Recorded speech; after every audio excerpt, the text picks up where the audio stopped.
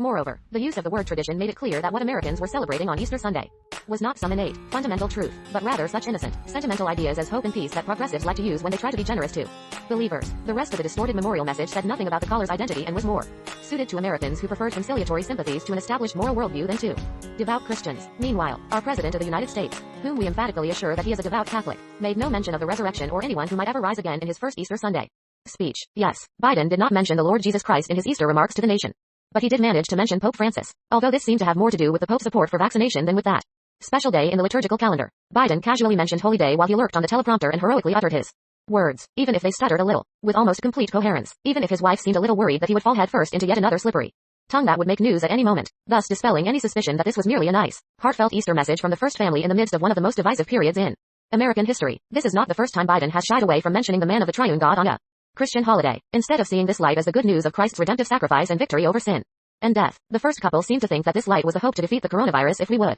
all work together and get vaccinated. At this point, a tepid attempt to pay homage to an important Christian holiday turned into a public service announcement when Biden returned to the stage to take a strong and bold stand on an important ethical debate in the Christian world at large. Biden made clear what he thinks the American public should worship: the state, not the God who gave us the rights the founding fathers wanted to prevent the state from violating. We share the sentiment of Pope Francis, who said that vaccination is a moral obligation that can save your life and the lives of others. He said, challenging almost anyone who dares to suggest otherwise. The first couple offered Americans some of the most general and benevolent words about the light that shines in the darkness, as Christ is described in John's Gospel. That the President of the United States would use an important Christian holiday to promote a massive government vaccination program may worry you. More and more Christians these days are choosing to call Easter Sunday Sunday to distinguish it from the cultural traditions of egg hunts, fancy hats, and dinners. Surely it must concern him that he felt more entitled to politicize this message than to dare to call the Lord whom he claims to serve